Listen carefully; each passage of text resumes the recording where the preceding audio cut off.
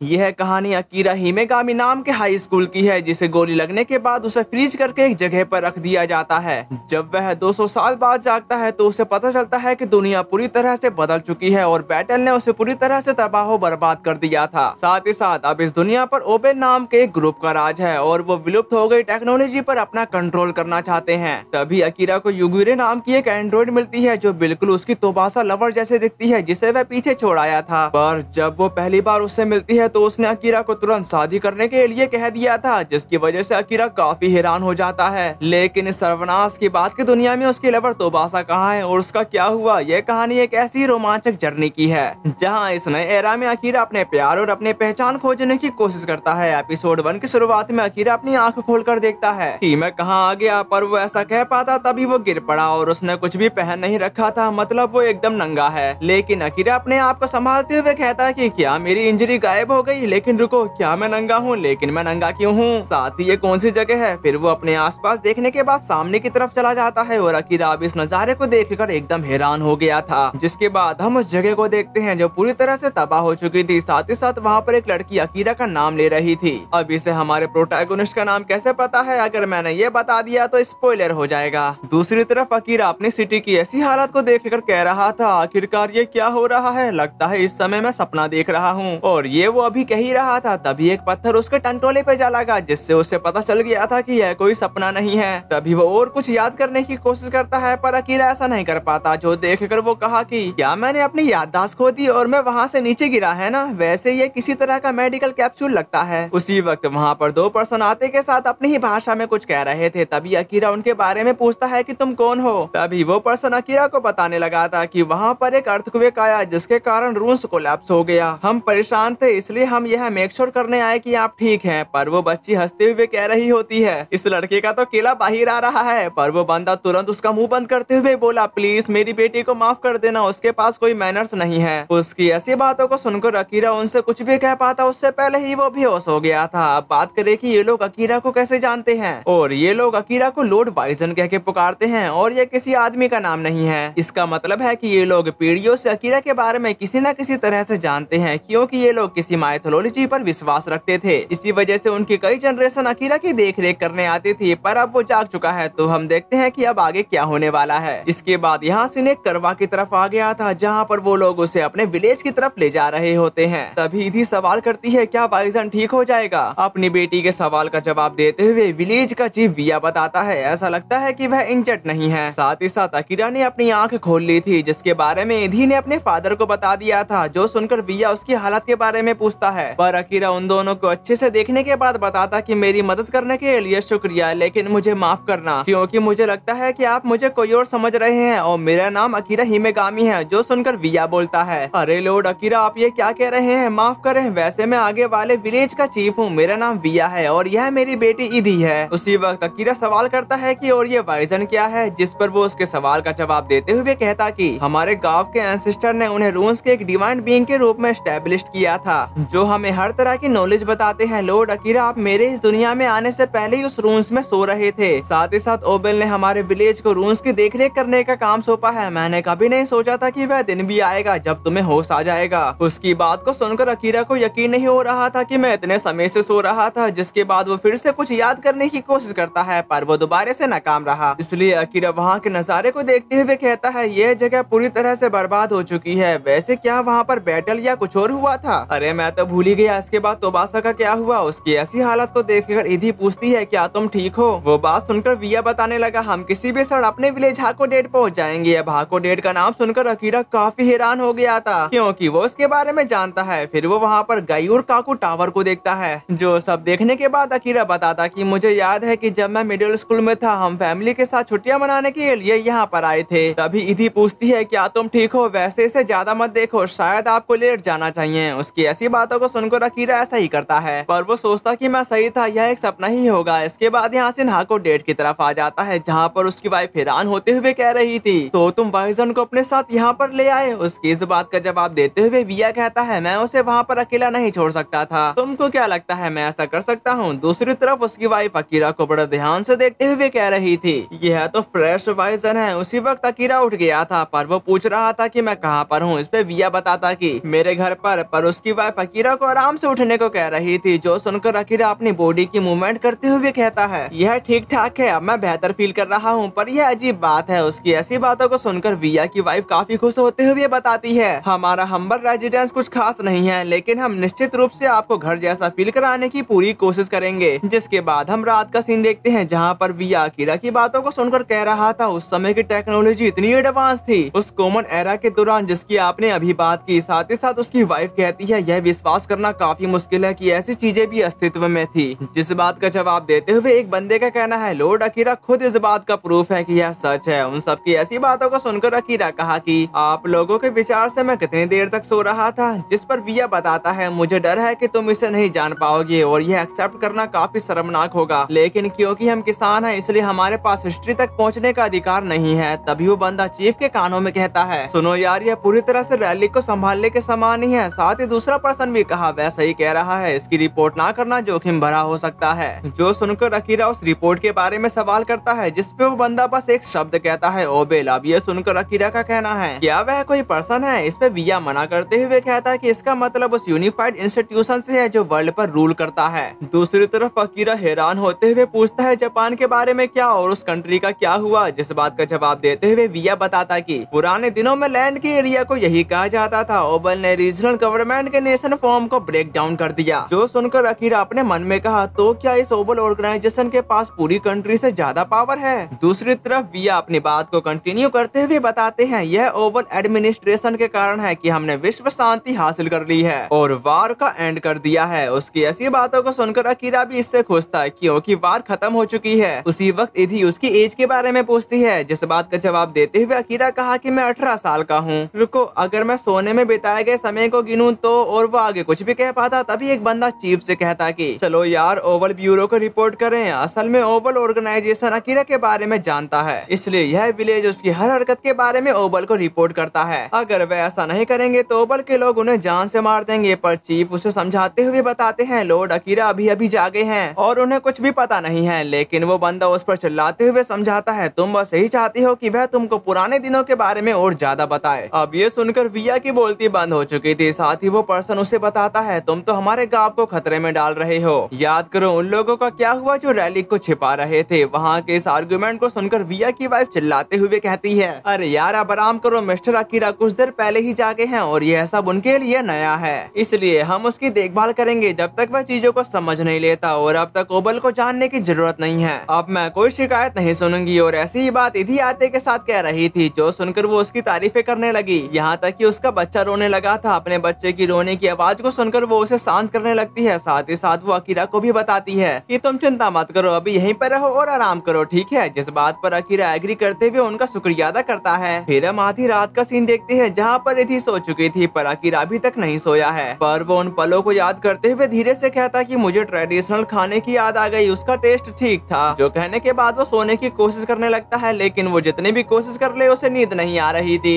इसलिए वो ऊपर वाली मंजिल की बालकनी की तरफ आ जाता है जहाँ पर काफी ठंड थी। पर वो वहाँ के इस नजारे को देखकर कह रहा था लगता है गर्मी का मौसम है और यहाँ पर कई छोटी छोटी बस्तियां हैं, पर इसमें कोई आश्चर्य नहीं। मुझे ऐसा लगता है जैसे मैं अभी भी सपना देख रहा हूँ। दूसरी तरफ हम उसी मिस्टीरियस लड़की को देखते हैं जो अकीरा की हर एक्शन पर नजर रख रही होती है। जबकि अकीरा घोड़ा लेकर विलेज देखने के लिए निकल पड़ा। मॉर्निंग में अकीरा अपना मुंह धोने के बाद बोला कि ठीक है अकीरा, खेल पर अपना ध्यान लगाओ, तुम्हें काम करना है। सबसे पहले तो बासा को ढूंढने के तरीके के बारे में जानो। तभी इधी उठने के साथ अकीरा को गुड मॉर्निंग करती है। साथ ही साथ अकीरा भी उसे गुड मॉर्निंग करते हुए कहता है इधी मैं तुमसे एक रिक्वेस्ट करना चाहता हूँ। और उसकी रिक्वेस्ट थी मार्केट घूमना। तभी इधी वहाँ पर बता रही थी यहाँ पर हम शॉपिंग करते हैं, हर कोई दिन में एक बार यहाँ पर जरूर आता है। जो सुनकर अकीरा मार्केट में घूमते हुए मन में कहा दूसरे शब्दों में एक मार्केट कल्चरल विजन से वह 18th सेंचुरी के कंट्री साइड इलाकों के बराबर है। यहाँ पर पैसा और उनकी करेंसी भी है जो इंडिकेट करता है कि कोई इसकी वैल्यू की गारंटी दे रहा है। क्या ये ओवल के लोग हो सकते हैं? और इंस्टीट्यूशन कस्टम वर्ल्ड अफेयर्स, लगता है मुझे बहुत सी चीजें सीखने की जरूरत है। फिर वो इधी से सवाल करता है क्या यहाँ पर कोई लाइब्रेरी है? पर इधी को मालूम नहीं था कि लाइब्रेरी क्या होती है। जिस बात पर अकीरा उसे बताता कि यह एक ऐसी जगह होती है जहाँ पर ढेर सारी किताबें रखी जाती हैं। तभी इधी उसकी बात को समझते हुए बताती है अगर तुमको किताबें चाहिए तो स्कूल में उसकी भरमार है। दूसरी तरफ हम उसी लड़की को देखते हैं जहाँ पर वो 2 बैंड निकालते हुए कही यह मुझे पसंद है। पर बैंड लेना तो बहाना है, असली काम तो अकीरा पर नजर रखना है। तभी यहाँ सीन स्कूल की तरफ आ गया था, जहाँ पर अकीरा उन किताबों को देखते हुए कह रहा था, इन किताबों में इनमें से किसी भी टॉपिक पर बात नहीं की गई है। क्या ऐसा हो सकता है कि ये ओबल ऑर्गेनाइजेशन इंफॉर्मेशन को सेंसर कर रहा है? तभी इधी पूछती है, क्या तुमको वह मिल गया जिसकी तुम तलाश कर रहे थे? उसकी इस बात का जवाब देते हुए अकीरा कहा कि अरे क्या यहाँ रहने वाले लोगों के लिए कोई रास्ता है ओबल के लोगों से मिलने के लिए? अगले सीन में इधी गुस्सा करते हुए कह रही थी, इधी उनसे नफरत करती है, नफरत करती है, नफरत करती है। वह लोग घमंडी है जो हमेशा वायलेंस का सहारा लेते हैं। इसके अलावा वह हमारे विलेज में नहीं है। फिर वो दोनों एक जगह पर आकर रुक गए थे, जबकि इधी सामने का नजारा देखते हुए कह रही थी, मैं अपने एल्सी को खोजने के लिए इंतजार नहीं कर सकती। जबकि अकीरा उससे सवाल करता है कि यहाँ पर क्या हो रहा है और यह शादी जैसा लग रहा है ना? लेकिन वह सभी लड़कियां हैं। उसकी ऐसी बातों को सुनकर इधी कहती है, शादी क्या होती है? और यह एल्सी है। पर इसके बारे में अकीरा को कुछ भी नहीं पता था, इसलिए इधी उसे बताती है, यह वह समय है जब एक दूसरे से प्यार करने वाले लोग शपथ लेते हैं और एल्सी बन जाते हैं। अब अकीरा को लगने लगा है, तो क्या वह लड़कियों के बीच मैरिज जैसा है? उसी वक्त इधी कहती है, मैरिज क्या है, मैं आपको बता रही हूँ, यह एल्सी है और इसका मेल या फीमेल होने से कोई संबंध नहीं है। जो सब जानने के बाद अकीरा बोला कि एक बार जो लोग एल्सी में ऐड हो गए वह सीएलर्स बन जाते हैं। क्या वह एक साथ रहते हैं? और बच्चे के बारे में क्या? उसकी ऐसी बातों को सुनकर इधी कुछ देर सोचने के बाद बताती है, अकीरा तुम नहीं जानते कि एल्सी क्या है? जिस पर वो एग्री करते हुए कहता है कि तुमने ठीक कहा, क्या तुम मुझे सिखाओगी? उसकी इस बात पर इधी एग्री थी। फिर वो उसे समझाती है, एक एल्सी में कई अलग अलग ग्रुप हो सकते हैं, एक मेल और एक फीमेल, या दो मेल दो फीमेल, या दो मेल एक फीमेल। उनके ग्रुप में 4 लोगों का एक एल्सी है। ये सब सुनने के बाद अकीरा हैरान होते हुए कहा, सभी लड़कियां और 4 लोग एक नॉर्मल मैरिज से बिल्कुल अलग। तभी इधी पूछती है, क्या मैरिज एक एल्सी के समान है? जिस बात पर एग्री करते हुए अकीरा बताता कि बेसिकली मैरिज 2 लोगों के बीच का रिलेशन है जो अपनी लाइफ को एक साथ बिताने की शपथ लेते हैं। वो बात सुनकर इधी बोलती है, लेकिन क्या केवल एक पर्सन के साथ ऐसा करना मुश्किल नहीं है? एक एल्सी में आपके पास इससे भी कहीं ज्यादा हो सकता है। इस पे अकीरा बोला कि क्या 100 लोग भी? जिस पर इधी हंसते हुए कहती है, नहीं यह काफी ज्यादा हो गया। मेरे फादर कहते हैं कि ओबल आएगा और तुम्हें चबा डालेगा अगर लोगों की गिनती बड़ी हो। जो सुनकर अकीरा का कहना है, दूसरे शब्दों में क्या एक ऐसी अलग अलग ग्रुप से बना है जो एक साथ अपनी लाइफ बिताने का वादा करते हैं? जिस बात का जवाब देते हुए इधी कह रही थी, हमारे घर में पिताजी, पापा, वोल्ट और माँ 3 लोगों के ग्रुप में रहते हैं। इतना कुछ बताने के बाद अकीरा आखिर में समझ गया था। तभी इधी उसे खींचकर कहीं ले जाने लगी। रास्ते में अकीरा सोच रहा था, यहाँ तक कि मैरिज इंस्टीट्यूशन भी बदल गई है। तभी हम अकीरा की पास्ट लाइफ की तरफ आते हैं, जहाँ पर वो तोबासा से कह रहा था, मैंने ऐसी प्रोजेक्ट की आउटलाइन पढ़ी। तभी तोबासा बताती है, तुमने क्या सोचा? जिस पर वो उसे समझाता है कि ह्यूमंस बीइंग्स अपग्रेडिंग यह एक इंटरेस्ट आइडिया है, लेकिन फंडिंग के बारे में क्या? उसकी इस बात का जवाब देते हुए तोबासा बताती है, मैं इसे कर पाऊंगी। ऐसी प्रोजेक्ट बेसिक काम को तैयार करने में जरूरी होगा। हालांकि राइवल कंपनी द्वारा डेवलपमेंट में बाधा डालने के बीच और ह्यूमैनिटी के फ्यूचर के लिए चिंता, जिसे हम कलेक्टिव कॉन्शियसनेस कहना पसंद करते हैं। उसकी ऐसी बातों को दौरान अकीरा तोबासा के माथे पर कुछ धर देता है। साथ ही साथ वो उसे हैप्पी बर्थडे विश करता है, जबकि तोबासा को तोहफे में एक रिंग मिलती है। तभी अकीरा शर्माते हुए पूछता कि क्या तुमको यह पसंद है? जो सुनकर तोबासा कहती है, मुझे यह पसंद है, लेकिन सुनो अकीरा, अब और कुछ नहीं। क्या अब यह समय नहीं आ गया है कि तुम मुझे बिग सिस कहना बंद कर दो? जबकि अकीरा ये सब सोचने के बाद कहता है, इस कल्चरल ने मुझे काफी हैरान कर दिया है। अब आपको मालूम हो गया होगा उस जमाने में एलसी का क्या मतलब था और अब एलसी का क्या मतलब है। वैसे एलसी एक प्रोजेक्ट है जिसमें लोग एंड्रॉइड तैयार कर रहे थे। तभी वहाँ पर टैब्रीना आते के साथ अकीरा से एक मदद मांगने लगती है और अकीरा मदद के लिए राजी हो गया था।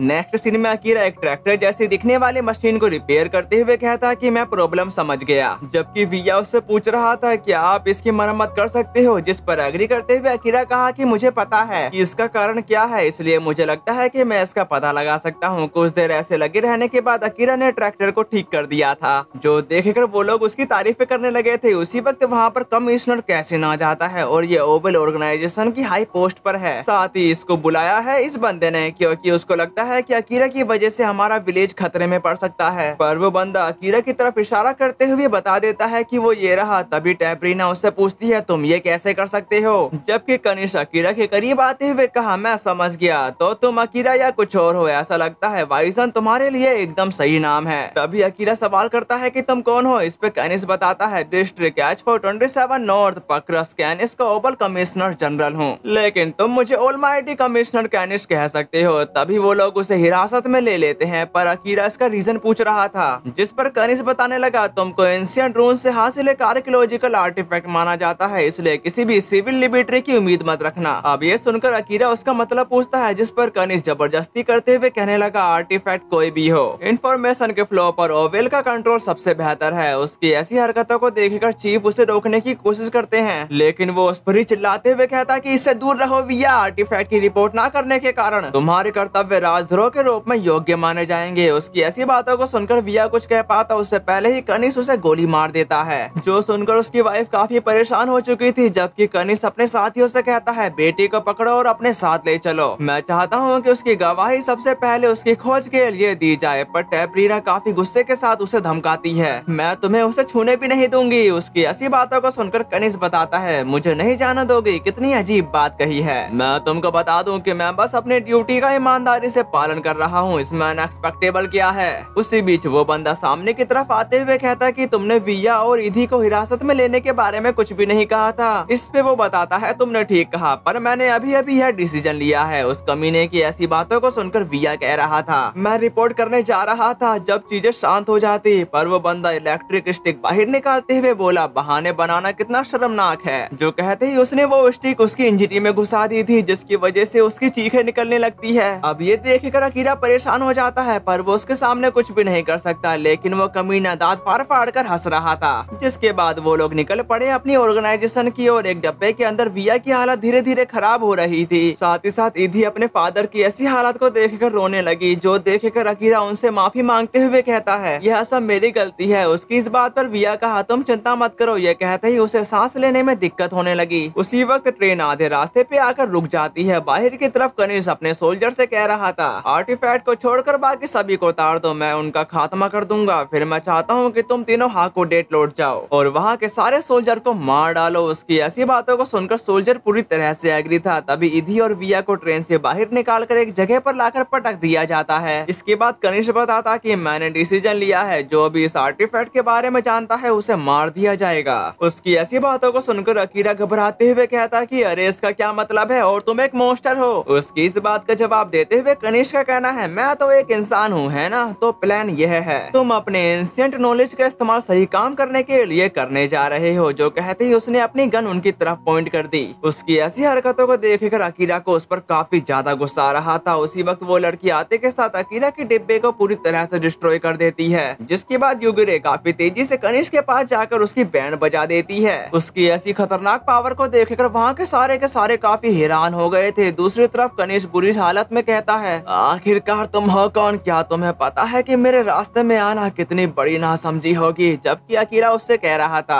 तुमने हमें बचा लिया, पर तुम हो कौन। जिस बात का जवाब देते हुए युगिरे बताती है तुम अभी भी सीई जापान में फंसे हुए हो, है ना अकीरा हिमेगामी, और मैं तुम सभी को इस मुश्किल से बचा सकती हूँ। दूसरी तरफ कनिष्क चिल्लाते हुए बोलता कि उसे मार डालो अभी के अभी, मुझे उस लड़की की बॉडी चाहिए। जो सुनते ही वो सारे के सारे सोल्जर अपनी पोजीशन पर तैनात हो जाते हैं। जबकि वो लड़की अकीरा को बता रही थी मैं तुम पर एक एहसान करूंगी अगर तुम मेरी बात सुनने का वादा करो। उसकी इस बात पर एग्री करते हुए अकीरा कहता है ठीक है तुम जो चाहो मुझसे पूछ लेना, ऐसा नहीं है कि हालात इससे भी बदतर हो सकते हैं। प्लीज मुझे तुम्हारी मदद चाहिए, मुझे उन्हें बचाने के लिए तुम्हारी जरूरत है। इस पे युगिरे बताते कि ठीक है जाओ छिपने के लिए सुरक्षित जगह ढूंढो। जबकि उन लोगों ने फायरिंग शुरू कर दी थी, पर युगिरे अपने आसपास एक बैरियर क्रिएट करने के साथ साथ खुद और उन दोनों को बचा लेती है। यहाँ तक कि वही बुलेट उनकी तरफ रिवर्स करते हुए काफी सारे सोल्जर को जान से मार चुकी। जिसके बाद युगिरे अपनी लेजर सोर्ड को बाहर निकालते हुए उन सोल्जर की तरफ पहुँचने के साथ उनको काटना शुरू कर देती है, जो दिखने में काफी ज्यादा खौफनाक लग रहा था। लेकिन युगिरे यहाँ तक नहीं रुकती, वो धीरे धीरे उन सोल्जर को कसाई की तरह काटे जा रही थी। अपने सामने इस खौफनाक नजारे को देखकर वो तीनों हक्का बक्का हो जाते हैं। जबकि कनिष्क अपनी जान बचाने के लिए एक सोल्जर के पीछे जाकर छुप गया था। उसी वक्त युगिरे उसके पास आते हुए कहते कि तुम्हारा ऑर्गेनाइजेशन बिल्कुल बेकार है। ये बात सुनकर कनिष्क भड़कते हुए कहता कि नहीं मुझे ऐसा नहीं लगता, वैसे भी तुम एक आउटसाइडर हो। जो कहते ही वो अपने सोल्जर को आगे ढकेलते हुए वहाँ से भागने की कोशिश करने लगा, पर वो उसे बड़ी ही आसानी से मार देती है। तभी एक सोल्जर युगिरे पर हमला करने ही वाला था, लेकिन उससे पहले ही अकीरा उसे संभाल लेता है। दूसरी तरफ कनिष्क एक बड़ी सी मशीन गन का इस्तेमाल करते हुए उस पर अटैक करने लगा, पर युगिरे उसके हमले को डोज करने लगी। जो देखकर कनिष्क हंसते हुए कहा यहाँ तक कि तुम जैसी एक लड़की भी मशीन गन के आगे नहीं भाग सकती। अब यह सुनकर युगिरे को भी काफी गुस्सा आ गया था, इसलिए वो अपना फॉर्म चेंज करते हुए एक बड़ी लेजर कैनल को क्रिएट कर लेती है, जिसका एक ही अटैक पूरी सिटी को तबाह करने के लिए काफी है। और वो इसी से उस पर हमला कर चुकी और वो अटैक उसको लगा भी नहीं था। उससे पहले ये कनिष्क मारा जा चुका। लेकिन जब वो हमला उसे लगा तो काफी बड़ी तबाही मच जाती है, साथ ही साथ कनिष्क की अब राख भी नहीं मिलने वाली। तभी अकीरा उससे सवाल करता है तुम इंसान नहीं हो है ना, जिस पर एग्री करते हुए युगिरे बताती है सही कहा, मैं एक एंड्रॉइड हूँ और मेरा नाम युगिरे है। अब ये सुनकर अकीरा हैरान पे हैरान होता जा रहा था, पर अब समय आ गया है एहसान चुकाने का। इसलिए युगिरे अपनी हुडी उतारते हुए उसे देखने लगती है, जो देखकर अकीरा को अपनी लवर की याद आ गई क्योंकि वो बिल्कुल उसी की तरह दिख रही थी। दूसरी तरफ युगिरे बड़े प्यार से अकीरा से कहती है अकीरा तुम्हें मुझसे शादी कर लेनी चाहिए। उसके ऐसा कहते ही हमारा ये वाला एपिसोड खत्म होता है। और आज की एक्सप्लेनेशन कैसे लगी कमेंट में जरूर बता देना। तो फिर मिलते हैं, सायोनारा।